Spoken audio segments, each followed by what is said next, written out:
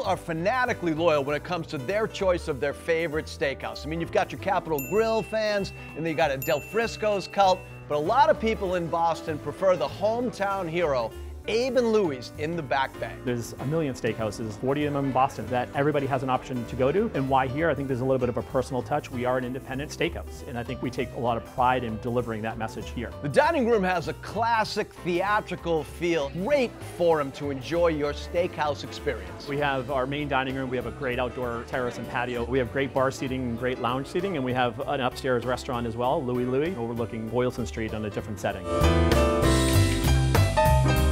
Abe & Louie's has a great bar, and I know a lot of you like to start with a martini. I prefer a Gibson, and it's served in this beaker to keep it ice cold the whole time. We have a cylinder tube that we put it into an ice bath. It's always cold, so every time you're taking a sip of your martini, it is ice cold, which is the best way to drink a martini.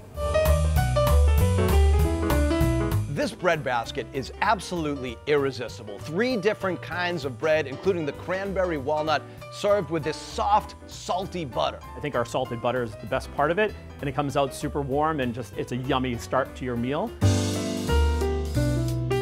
I don't think we've ever done this on Phantom Gourmet before, but I'm gonna recommend 2 ways to eat.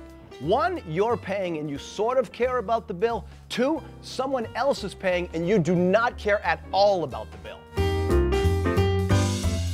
If you're paying, I recommend starting with this thick cut bacon. It is salty, it is fatty, it is the perfect way to start a steakhouse experience. It's sizzling and delicious, so those flavors will always pop, and I think sometimes it's that saltiness, but it's the yummy richiness to it. You just can't stop thinking of it. I recommend a sirloin medium rare. Filet doesn't have that much fat. Ribeye has a lot of fat. To me, sirloin is the ultimate flavor and texture. Our center cut is amazing. It's delicious. We cook it perfectly, sliced. It's just amazing, juicy, tender. Has a little bit of a char on the top. It's the best.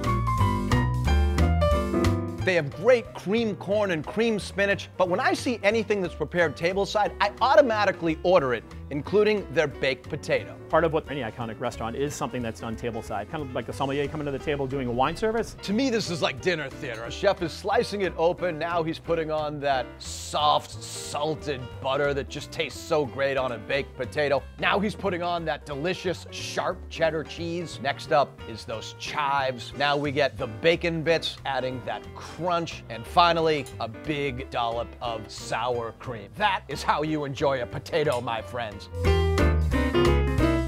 Now, if a rich friend or somebody trying to sell you something takes you out, now it's time to go big. And I like to start with this outrageous seafood tower. The Abe's Seafood Tower begins with oyster Rockefeller on top. Then it's got a whole lobster. I mean, when you have a whole lobster, you're dealing with a serious seafood tower. Shrimp, Jonah crab claw, and oysters on the half shell. It's a showstopper, so people will constantly turn their head saying, oh my God, what's that? We want it. It's just a great addition to the table.